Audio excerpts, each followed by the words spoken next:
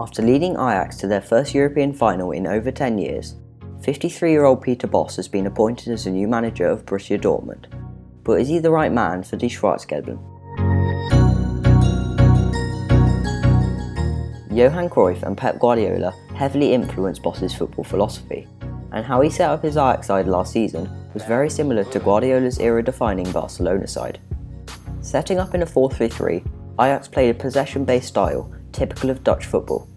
It was built around the individual creativity of its players, and unlike Van Gaal and De Boer's systems, progressed the ball quickly from defence to attack, and was not just possession for possession's sake. When the opposition had the ball, Bosz's side compressed the pitch vertically and pressed intensely.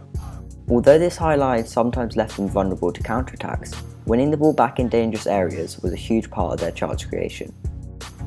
After retrieving the ball, Ajax spread out, using the width and depth of the pitch.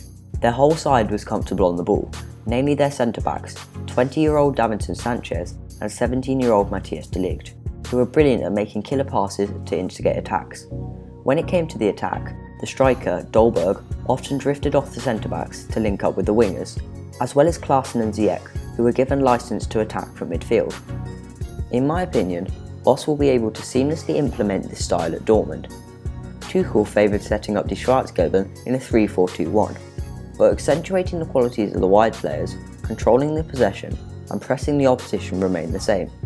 Ousmane Dembele, Christian Pulisic, and Marco Reus are some of the most talented wide men in Europe, and with Aubameyang's finishing ability up front, giving Dortmund's wingers freedom to run at players and create is a recipe for success.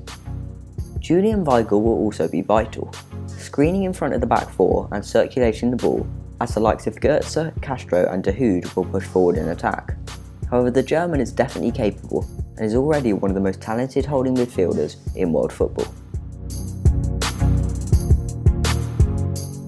Another reason Bosz was selected for the job is because of his use of young players. In the Europa League final in May, Bosz set out a side with an average age of 22 years and 281 days, and throughout the season he had made young players consistent starters. In recent years, Dortmund's recruitment has been centred around signing young players and building for the future, and they now have a plethora of exciting young talent at the Westfalenstadion, with Dembele, Dahoud and Guerreiro to name a few. Bosz will certainly start young players, having given debuts to Matthijs de Ligt, Kasper Dolberg and Justin Kluivert while he was managing Ajax, all three of whom were 18 or younger at the time. The use of young players will also benefit him coming into a new side, as young players are generally more adaptable and easier to coach, compared to older players who already know how they think they should play. Next season, I can see Bosz guiding Dortmund to second place, ahead of newfound super club RB Leipzig. However, with their current squad, I can't see them catching Bayern, who I think will continue to monopolise and dominate the Bundesliga for the next few seasons. In 3 or 4 seasons, however, if the higher-ups at Dortmund put their trust in Bosz and manage to keep hold of most of their squad, especially Weigl and Dembele, I can see them finally breaking Bayern Munich's run at the top of the table. Bosz has shown he can compete and set his sides up to consistently score goals in Europe, and next season I can see him leading Die Schwarzgelben to the Champions League semi-finals. Overall, Peter Bosz is a brilliant appointment by Borussia Dortmund, in terms of playing style, using young players, and fitting in with their long-term vision. Thanks for watching.